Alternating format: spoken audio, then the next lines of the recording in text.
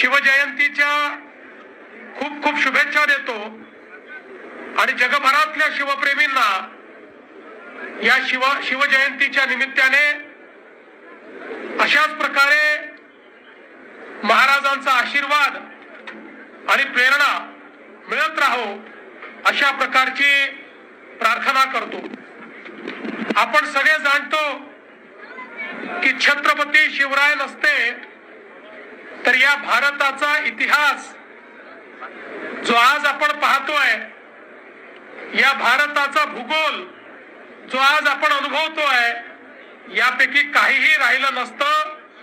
खऱ्या अर्थानं ज्या काळामध्ये या उभ्या हिंदुस्थानामध्ये अनेक राजे आणि राजवाडे मोगलांचं मंडलिकत्व स्वीकारून त्या ठिकाणी काम करत होते, अशा परिस्थितीमध्ये आई जिजाऊ माँसाहेबांनी छत्रपती शिवरायांना घडवलं आणि घडवताना सांगितलं की तुम्हाला या मराठी मुलकाला, या हिंदुस्थानाला या मोगलांच्या जोखडातनं मुक्त करायचं आहे आणि या ठिकाणी रयतेचं राज्य स्थापित करायचं आहे।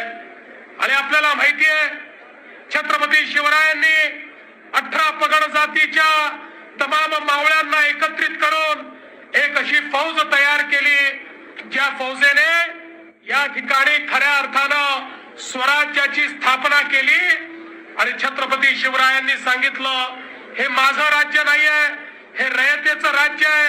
तुम्ही जे लढता आहात हे मला राजा बनवण्याकरता लढत नाही, तुम्ही जे लढतात ते देव देश आणि धर्माकरता लढता आहात, तुम्ही जे लढतात ते सामान्य माणसाला या मोगलांच्या जोखडातनं मुक्त करण्याकरता लढतात। आणि म्हणून एक असं राज्य महाराजांनी स्थापित केलं ज्या ठिकाणी समता होती, ज्या ठिकाणी प्रत्येकाला सन्मान होता, ज्या ठिकाणी अन्याय नव्हता, अत्याचार नव्हता, ज्या ठिकाणी महिला सुरक्षित होत्या, ज्या ठिकाणी शेतकरी समाधानी होता। एक असं राज्य की ज्याचा राज्यकारभार पाहिल्यानंतर जगभरातले लोक आश्चर्य करतात की एक राजा इतक्या गोष्टी कसं करू शकतात। अशा प्रकारचं साम्राज्य हे छत्रपती शिवरायांनी आपल्याला घडवून दाखवलं। शिंदे साहेबांनी सांगितलं कशा पद्धतीनं महाराजांनी या ठिकाणी वेगवेगळ्या व्यवस्था उभ्या केल्या। मग राज्य चालवण्याकरताची व्यवस्था असेल, 50 प्रकारचे कर संपवून एकच कर आणि तो कशा पद्धतीनं वसूल होईल याची कर पद्धती असेल, पाण्याचं नियोजन असेल, जंगलांचं नियोजन असेल।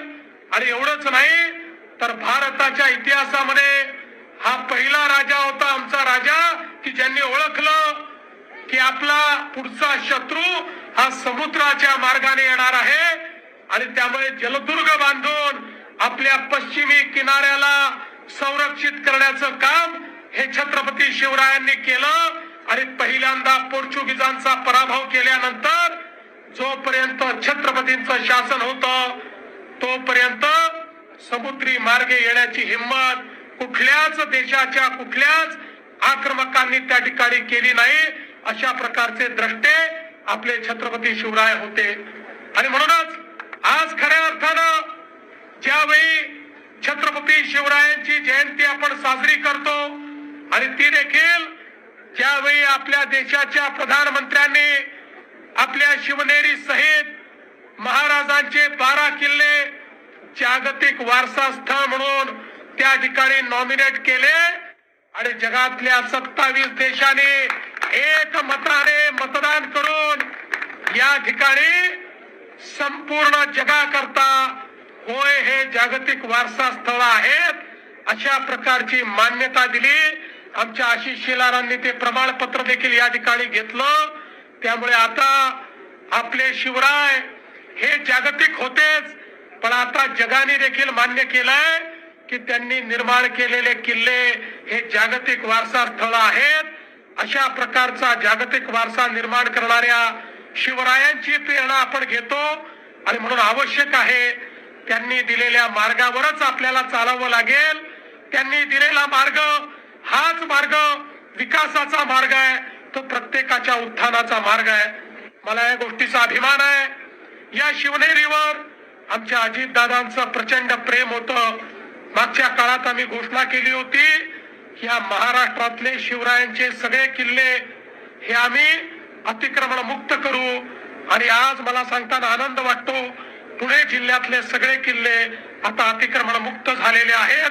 एकही किल्ला या ठिकाणी अतिक्रमण नाही. मी आज या निमित्ताने मराठा सेवा संघाला आश्वस्त करू इच्छितो, आपण जे निवेदन दिलेलं आहे त्याच्यावर आम्ही नीट काम करू आणि 2030 साली महाराजांची 420 जन्मशताब्दी, 4थी जन्मशताब्दी ज्यावेळेस आपण साजरी करू, त्यावेळी निश्चितपणे अतिशय भव्य, जगभराचे डोळे दिपतील अशा प्रकारची शताब्दी ही आपण साजरी करू हा विश्वास देतो. शरददादांनी देखील या ठिकाणी जे मुद्दे मांडले आहेत त्या मुद्द्यांवर राज्य सरकार काम करेल हा विश्वास व्यक्त करतो. आणि पुन्हा एकदा आपल्या सर्वांना शिवजयंतीच्या शुभेच्छा देत माझं बोलणं संपवतो. जय भवानी, जय शिवाजी. धन्यवाद मुख्यमंत्री साहेब. आणि यानंतर आपल्या सर्व